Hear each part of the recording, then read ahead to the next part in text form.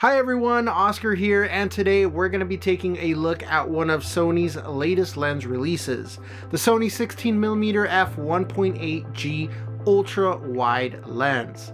Now this compact full frame wide angle lens delivers a blend of high resolution and stunning bokeh at f1.8, so let's talk about it. Now Sony's been hard at work creating some awesome lenses, and the new 16mm prime is no exception. The introduction of the last couple G lenses have really started to blur the lines between the G Master lenses and their G lineup, offering a lot of the creature comforts found in their Pro Series lenses, like a de-clickable aperture ring, focus hold button, and the latest in focusing and optics.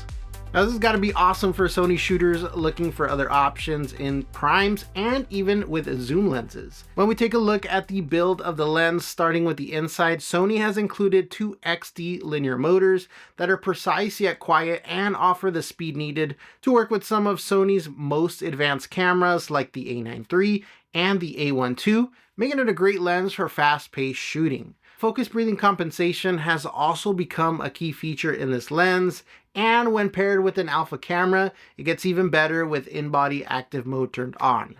This is going to be especially important for creators that are going to be shooting video handheld and perfect for vlogging. Now, there's no doubt this lens is going to be great for astro and landscape photography, and with that being said, I had to hit up my buddy Stan Moniz and find out what his thoughts on this lens were. Stan is an awesome content creator and happens to be a Sony ambassador and one of our Samys Photo School instructors, but he also got his hands on the 16mm f1.8 long before we did, and who better to tell us about this lens than a creator that this lens was practically made for.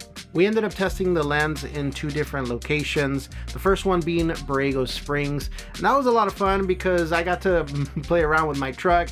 Stan was shooting with the 16mm and the FX6, but that first portion of it, we got some really cool shots of my truck with the FX6, just doing some fun stuff in the sand, and Stan was able to capture that in slow motion, and the tracking obviously did really, really well, even with an older camera like the FX6 as well as the FX3. That led us to Fawn's Point, where Stan took over with the A7CR, and we were able to get some awesome images all through the night. And a couple days later, we ended up meeting at the beach for sunrise, and that's kind of where I want to pass the mic over to Stan, and so you guys can hear what he has to say. He's got real-world experience with the lens. He shot some awesome stuff. He went out to Bolivia with it, and so he has a good understanding of who this lens is for and the strengths of the lens. So without further ado, let's pass it over to Stan. What's up, guys? I'm out here in Laguna Beach at one of my favorite places called Crescent Bay, and it's been covered with fog and marine layer forever. And Oscar came down. He's behind the camera. He's got the 16mm f1.8 Sony G lens for one more day, right? One more day, and we got lucky. So we kind of got a little bit of a sunrise happening. I got the 16 on the A7CR. It just pairs very well. It's so compact. Super small lens, small camera. It's perfect for travel. Fits in the bag really easy. I'm gonna do some long exposure photography real quick. I'm gonna go run up there, Oscar, on the rock, and maybe like 6-stop, 3-stop filter to slow the shutter down. So I'm gonna go up there real quick.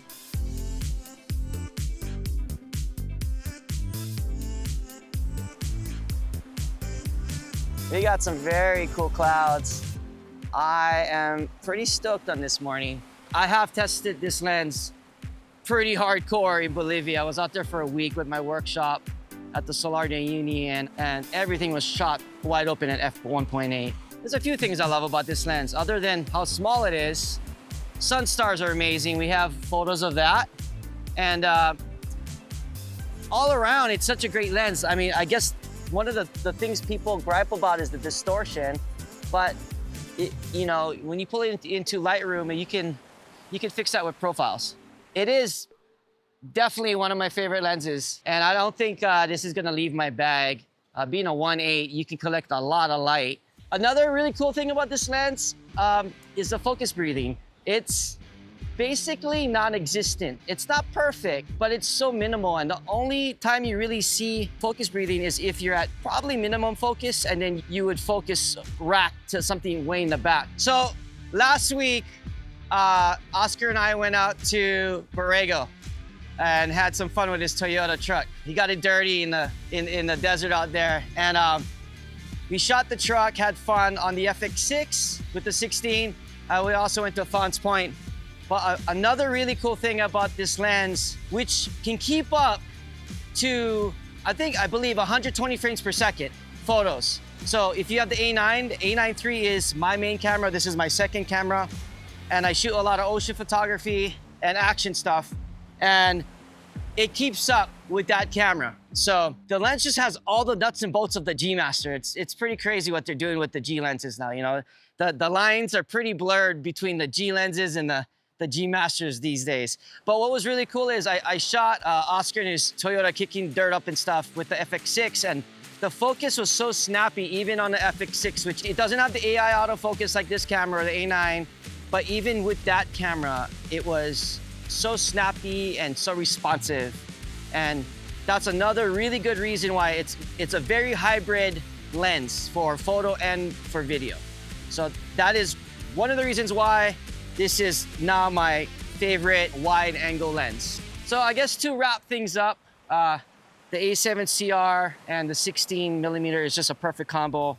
Straight out, this is definitely my favorite ultra wide lens to date. For landscape, for astrophotography, it's got you covered. And for you guys that like to vlog, this is a perfect lens when you have active steady shot enabled or dynamic active on other cameras.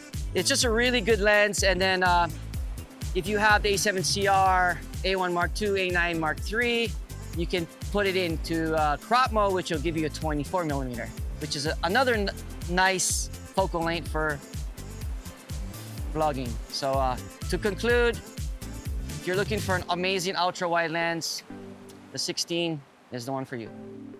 Shakas.